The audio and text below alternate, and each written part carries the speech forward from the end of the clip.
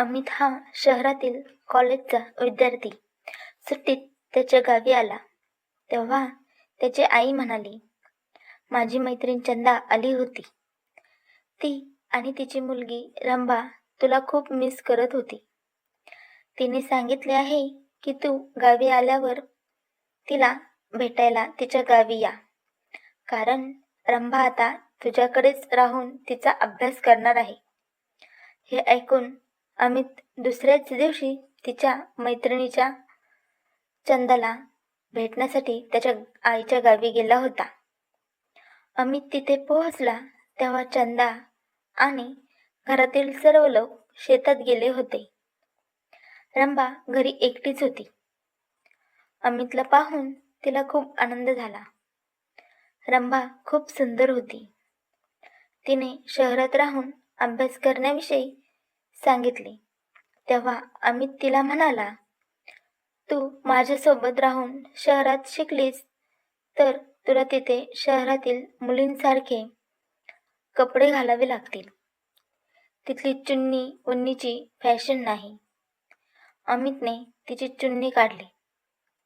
मग त्याने हात रंभाच्या सुडोल वक्रांशी आदळले. त्याच्या स्पर्शाने अमितच्या शरीराला विजेचा झटका जाणवला.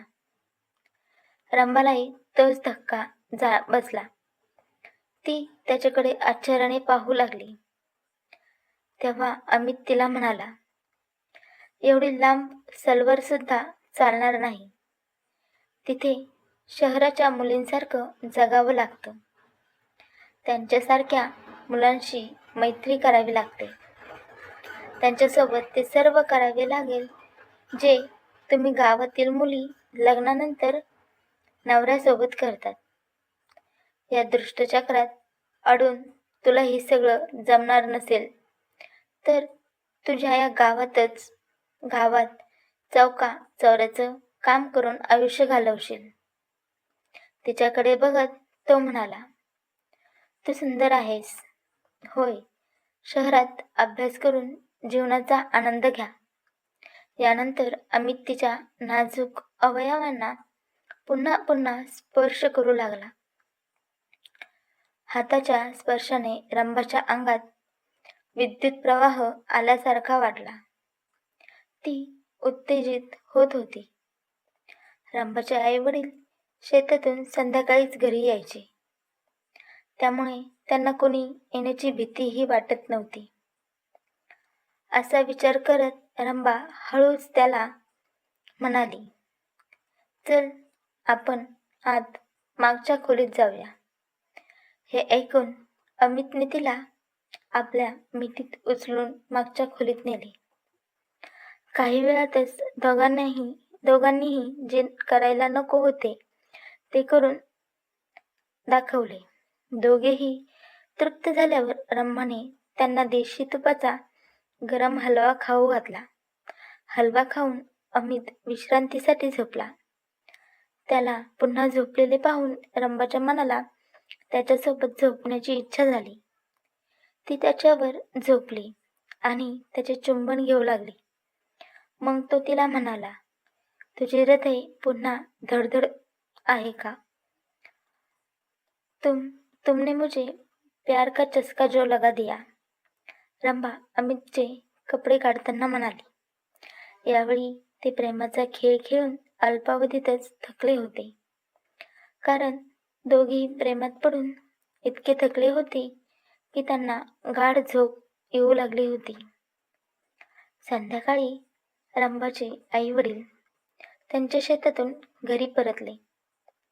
तेव्हा अमितला पाहून त्यांना आनंद झाला. रंभा सुद्धा त्याची स्तुती करताना थकत नव्हती. ती तिच्या आईवडिलांना म्हणाली, आता मी पण अमित सोबत राहून शहरात माझे शिक्षण पूर्ण करेन. हे ऐकून त्याचे वडील म्हणाले, तू उद्याच त्याच्याबरोबर नगरला जा. तिथे खूप मन लावून अभ्यास करा.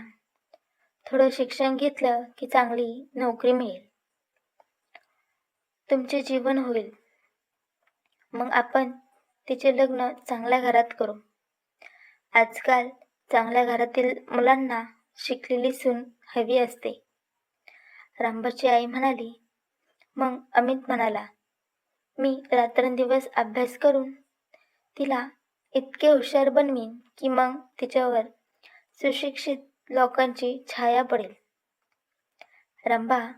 रंभाच्या आईने अमितला खायला चांगले पदार्थ बनवले.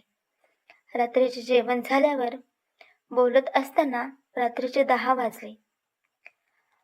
10 वाजले असता त्यांनी त्याला वरच्या खोलीत झोपण्याची व्यवस्था केली. अमित झोपायला खोलीत जाऊ लागला. तेव्हा चंदा रंभाला म्हणाली, रूममध्ये 2 बेड आहेत, तू पण तिथेच झोप. तिथं अमितशी बोलून शहरातील राहणीमान, तुमचा अभ्यास याची चौकशी कर.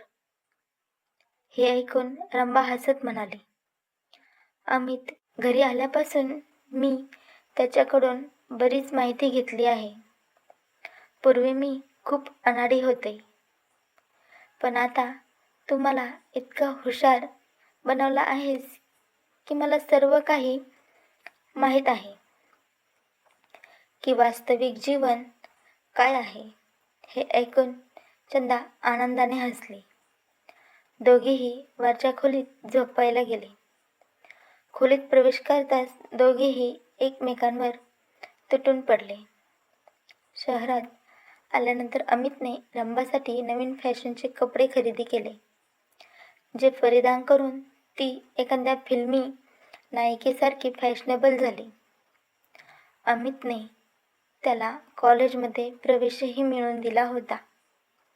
त्याचे कॉलेज सुरू झाल्यावर अमितने तिच्या अनेक श्रीमंत मित्रांशी मैत्री केली आणि रंभानेही अमितला तिच्या अनेक मैत्रिणींशी मैत्री केली. रंभा ही एक साधी खेड्यातील मुलगी शहराच्या जीवनात इतकी मग्न होती की ती दिवसा अभ्यास करायची आणि रात्री अमित आणि त्याच्या मित्रांसोबत खूप मस्ती करायची.